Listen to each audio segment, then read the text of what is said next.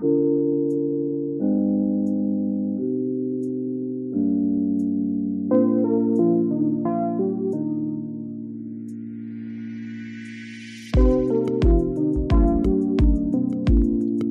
Baltimore Orioles season is getting ready to begin.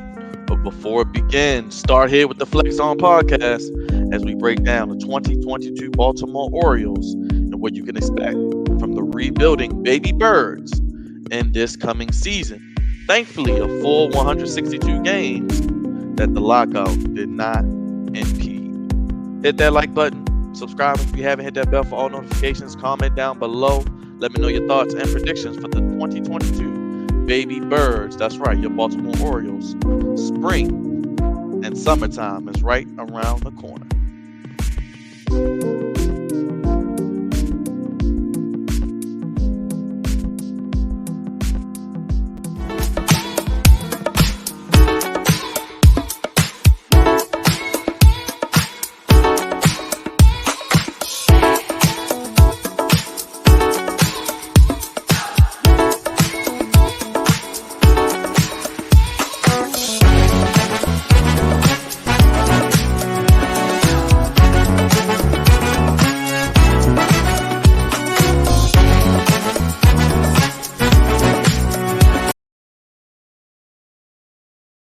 What is going on, Flex Zone family, Baltimore Orioles fans, baseball fans?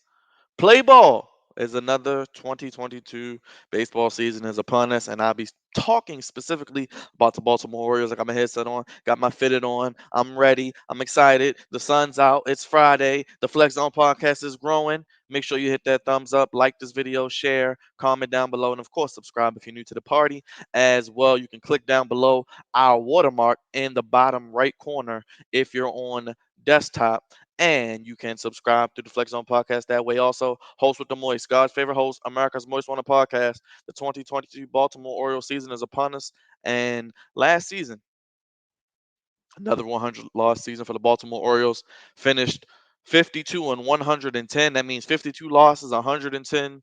Excuse me, 52 wins, 110 losses, 52 and 110. That's a 321 winning percentage, and 48 games back of the eventual winners, who were the Tampa Bay Rays, who actually beat the Baltimore Orioles. They played 19 times. Tampa Bay beat them 18 out of 19. So we know the Rays, the Yankees, the Red Sox, and now the Blue Jays, who are a prohibitive favorite to make a deep playoff run, even a World Series run, are in the AL East. The toughest division in baseball. I've been saying that won't change. Those teams aren't going anywhere. The Orioles have won this division in recent memory, have made the playoffs in recent memory. Now, the rebuild has been going on for about the past 4 seasons, but we cannot make excuses about the competition. We have to realize Mike Elias and Brandon Hyde. Mike Elias has to get the tools for Brandon Hyde to be successful. Brandon Hyde has not had any capable long-term developed talent outside of some young guys to really be successful. So Mike Elias being the GM, making the right picks, making the right acquisitions of free agency. No, the Baltimore Orioles are not going to make and big money contracts anymore, especially since Chris Davis, but they have to get pieces in place, and that starts with the farm system by most rated number one in Major League Baseball. So if you're excited about anything this upcoming Baltimore Orioles season, it's going to be interesting to see how the young players do in the majors when they get here. We know Adley Rushman, number one prospect in baseball. What's going to happen with him? We know he's injured right now, but it's rumored he's resuming baseball activities and could be back towards the end of the month next month. Let's see what happens with Adley Rushman, if he's going to be who they say he is, if we see him in May or June before the All Star break. I think he'll be a pretty good Orioles catcher, and I think a guy that probably the highest touted prospect since a Machado or a Matt Wieters. I think he's got power. I think he'll be able to do good switch hitting. I don't know what's his shelf life going to be as a catcher every day, but with the DH ability and playing first base even, I think Rushman's going to have a good career. I think he's going to have a good career. I think Orioles fans are going to be happy we picked him, even though the likes of Bobby Witt Jr. and Torkelson are getting called up and starting on opening day rosters. Be patient, Orioles fans. Let it bake in the oven. We don't want a microwave product. I say that to say also new upgrades at Camden Yards. They are doing the 1992 because it's 30th anniversary of Camden Yards. The prices for certain tickets. So check BaltimoreOrioles.com for those tickets prices for 1992 during the opening year of Camden Yards. Also, don't forget the left field wall in Camden Yards. Left field wall has been pushed back. So now you can see the images online have been circulated. They've done the virtual tour, and now this left field wall is going to be interesting because the left center wall, let me get the dimensions, went from 384, which is of course one of the shortest in the league, to 398.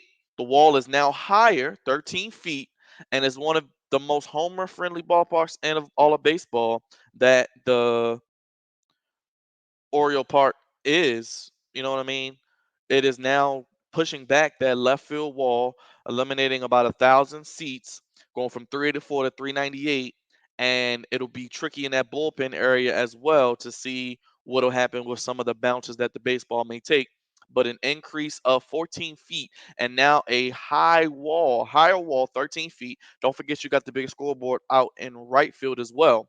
So that'd be interesting to see if that has any effect. They think it'll help them acquire more pitches as pitchers' ERAs will go down, but we don't know for sure what's going to happen. The best thing that's going to help you get those guys is winning and money. Money and winning, whichever you want to put one to. I'm not going to argue or debate that. You can debate that in the comments. I'm with you on both. I'll take them both. Hey, give them to me. And if I'm losing, at least I can drive up to the ATM and look at my bank account and say, at least I'm rich, right? But with that being said, do new dimensions in left field. But the Orioles kick off the season today against the Tampa Bay Rays. I actually got the lineup for you guys because we had a some great bright spots to be proud of last year. You had your Cedric Mullins, you had your Austin Hayes, you had your Ryan Mountcastle, you had your comeback story of Trey Mancini, you had John Means throw a no hitter. You've had various bright spots. Another bright spot, getting a number one pick again this upcoming draft. Now, after this year, if the Orioles are bad again, with the draft lottery possibly coming into effect with the new CBA after the lockout, could we see a lottery where the Orioles may have the worst or second worst record and still pick at 4 or 5? I don't know. But I don't think that's as big as an issue as we'll see because I think the Orioles are going to start to turn the corner at the end of this year, playing a little bit better than most may expect. So we got to get the lineup for you guys. Let's get the Orioles lineup. Cedric Mullins batting leadoff in center field. Ryan Mountcastle at first. Trey Mancini at DH. Let me park right there. Will Trey Mancini be traded? Potentially, especially as we get closer to the All-Star break. So that could be a void in the lineup. Austin Hayes in right field. Santander, don't forget the 2000 what 20 Orioles MVP, left field. He's going to have a big year, I think, a bounce back year. Could he be trade bait? Ramon Urias at second base. Jorge Mateo. I like Mateo at shortstop. Hopefully, he has a good year. Robert Chirinos, of course, catcher. Noelle Rushman, as I mentioned earlier. And Gutierrez at third. John Means business is pitching. Will John Means be traded? Let's park right there. Possibly, if they get the potential prospects. We just saw them trade Tanner Scott and Cole Saucer. So they are getting younger minor leaguers, guys who, international players doing very well in the international market, developing and acquiring young talent from the international market, developing those safe havens, those baseball academies, if you want to call them, in the Dominican and in the Spanish speaking countries where these stars are being bought up at 17, 18, even as much as 14, 15. They're getting touted and signed as the Orioles have done recently. So you look at Mullins, Mountcastle, if Mancini's here, Hayes, Santander, that first five is pretty solid. I think Mateo offers speed. Chirinos is a veteran. We'll see what Kelvin Gutierrez will do at third base. Not really too high on him. Whatever he gives me is a plus at this point. Gunnar Henderson and Westberg are all in the waiting in the wings. Hopefully, Heston Kjerstad, we can see some of him this year and maybe be a guy we look forward to seeing in 2023. Cole, Cole Stowers. Kobe Mayo, excuse me, Kobe Mayo, Kyle Stowers, guys like that. Of course, Grayson Rodriguez, DL Hall, uh, Kyle Bradish. I'm just naming guys. Blaine Knight, naming guys off the top of my head who could be a part of this team. Because pitching wise, outside of John Means, outside of Jordan Lyles, who I think will eat up a lot of innings, who do you have? Tyler Wells, he started. He's shown some flashes here and there. So I would like to see Tyler Wells over a good full season campaign, staying healthy. Bruce Zimmerman didn't do too bad. Started off good, but then kind of faltered towards the end. But then he got hurt, which did a lot of bad for him. And I think he could play even better, pitch even better, excuse me, if he's healthy. And I think probably another year of development. So let's see what happens with that. The bullpen is going to be a big question. Paul Fry with Dylan Tate, I believe. Is Dylan Tate back? Let me see. Let me check and see if I. Dylan Tate has strep throat, but is now fine. So he's ready for opening day. So we may see him, we may not see him as well. And the bullpen. I mean, who's going to be pitching? Who's going to be closing games for the Baltimore Orioles? Will the new dimensions help out these pitchers with the ERA? I'm sure it may improve a little bit because it will help some, but they'll probably still have one of the two or three worst pitching staffs in all of baseball. Probably give up the most home runs. Not to be a Debbie Downer, but that's what I think will happen when it comes to pitching. Because if the starters are doing well, they'll probably give you 5 innings max. So you still got to get a guy for the sixth, seventh, eighth, and ninth, and stop with the stupidity of it is a no more closers, no more setup guys. Oh, these are guys who can pitch in high leverage situations. No, I want a guy that can come in the seventh, eighth, setup, ninth, be my closer. But either way, Dylan Tate, you got Paul Fry. Let me look at the other because I don't want to slight anybody, but it's very thin, very, very thin as we look at it. And I just want to get that info for you guys here. Just looking at some of the players, make sure I don't forget anybody. But you got obviously John Means, Jordan Lyles, pitchers, Bruce Zimmerman, Tyler Wells, Dean Kramer. He was getting lit up a little bit.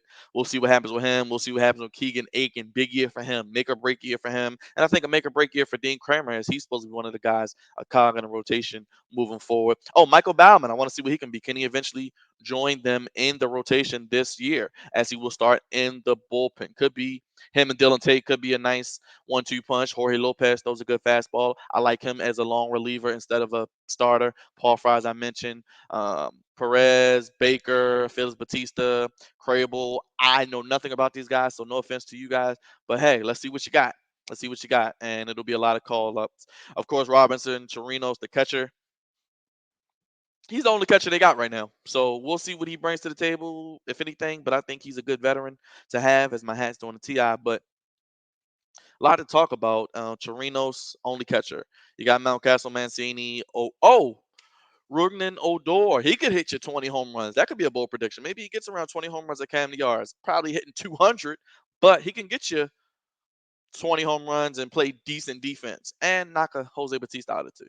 Urias, Calvin Gutierrez, Jorge Mateo, Urias, Hayes, McKenna, Ryan McKenna, DJ Stewart. I think these are make or break years for them. Who will be that fourth outfielder with guys like Yusniel Diaz possibly coming up? He had some home runs, I believe, in his debut and the minor leagues. I think 2 home runs, 3 home runs. So he's playing well. We got Mullins, of course, Hayes, Santander. I want to see this offense. I think they could have a formidable offense if they stay healthy. Even if Trey's there half of the season, that could surprise some people. But I want to see what happens. I think Means and Jordan Lyles, can they go deep in games? Can Zimmerman, Wells, Kramer, Aiken, one of them, at least one of them, be a decent three? A guy that can at least give you 5 innings. And in the bullpen, Tate, Lopez, Bauman continue to get better, and we'll see what else we got there. But be a lot of call ups. We know Grayson Rodriguez, DL Hall, I mentioned earlier. Hopefully, Heston Kjerstad gets on the field. Uh, Kobe Mayo, who they drafted last year. So they got some guys. Kyle Stowers, as I mentioned. Michael Bradish, I think, will eventually come into the rotation. Let me know your thoughts down below. I wanted to get the over under. Let me see, because they won 52 last year. I think there will be an improvement in wins. I'm gonna go with that. I'm gonna go with Cedric Mullins. He probably won't hit 30-30 again, but I think the sky is the limit, and I mean that in a way of may not be in wins necessarily, but necessarily in production and having some guys who are on the cusp of becoming maybe future all stars, guys who are in the rookie of the year and MVP conversations down the line, as Mountcastle did last year. If we can get another guy to come up, whether that's a guy in the that's a hitter or a pitcher to do something like Mountcastle, be in the top 5 of rookie of the year voting, and maybe a guy on the All Star team, that'd be a successful season. Give Brandon Howard one more year, give him some pieces, but we could be here all night. I want to get the over under for you though. Let me see. They have the Baltimore Orioles at over under 61 and a half. So that means do they go over or under 61 and a half wins? Last year won 52 games. 62 and a half would put them at a 10-win improvement, but to get that you would have to win 63 to get the over. So that would be an 11-win improvement. What you guys think? Let me know your projection. Last year they won 52 games, lost 110. This year they're projected to win, I'll say 63 because it's 61. I'm sorry, 62. So 62. That mean they would go 62 and 100. That mean they would have to win 62 games. I'm gonna be a little pessimistic and say under, and I'm right at the under. Still would be 100 losses even if they won 62. But either, nevertheless, they're going to lose 100 games in my opinion. But probably be one of the 2 or 3 worst teams in the league. But I think, like I said earlier, around after the All Star break, maybe into August, September, they're going to be playing better baseball. We can see some guys who will be a part of the 2023 and beyond team. But let me give the under, and I'm going to put them at, let's see, 61. I'm going to put them at 60 wins, and that would be what? That'd be 60 wins and 102 losses, and 62, which will be the over, will put him at 100 exactly. I'm gonna go 60 wins and 102 losses for the Baltimore Orioles. They get at least one All Star, probably Cedric Mullins or Mountcastle, and Hayes stays pretty healthy. And one of the guys in the rotation that I mentioned gets better and takes that step, and one of these guys we call up eventually becomes a cog in the bullpen or rotation as well. Let me know your thoughts. Who's the team MVP? Hmm. I'm gonna say Mountcastle. I'm gonna say Ryan Mountcastle has a big year. He hits close to 300, hits over 25, 30. It's over 35 bombs. Probably drives in close to 100. Ryan Mountcastle and Cedric Mullins probably right there with him. But let me know you guys' thoughts. I have the Baltimore Orioles with 60 wins, 102 losses. I've heard some overs would be 62 and 100 losses. Let Elias, let Hyde be patient. Sig Meidel, be patient with this regime. Remember, we're still in a pandemic. Things are really just starting to get back to normal this year, the past couple months. Got my O's hat on, wearing my colors. You definitely got to give them time. I mean, this is year 4, but you had the COVID year, and you had last year, which was just coming back from the COVID year, and then the lockout this year. So give them a little more time. I know I have some fellow Orioles fans and people who aren't patient, but give this team some time. Like I said, it's a process in the oven, not the microwave. You don't want the rush product that tastes good but fizzles out quickly. You want something that's going to be long term, build for the future, that's going to last you and taste and be even better for the long term. I'm God's favorite host, the host with the moist, BKD. Hit that like button, share this video. All my Orioles fans, tap in. I'll be doing videos probably at least every week. Let me know what you guys want to see. Orioles content is coming as we're doing baseball here on the Flex Zone podcast. The only place giving you support how you want it when you need it. The ones acknowledge us for the Hitters Sports Podcast table. I'm the host of the Moist, God's favorite. Hit that like button, subscribe down below. Make sure you tap in for more content. Like I said, if you want weekly videos, if you want daily videos, I'll break news. I'll do what needs to be done for the Orioles and baseball fans on the channel. Make sure you check in with us on the Flex Zone Podcast. Hashtag the Flex Zone One if you want to be part of this experience. Thank you guys. Love you, Flex Zone family. I'm going to get out of here, y'all. Baltimore Orioles season. Play ball.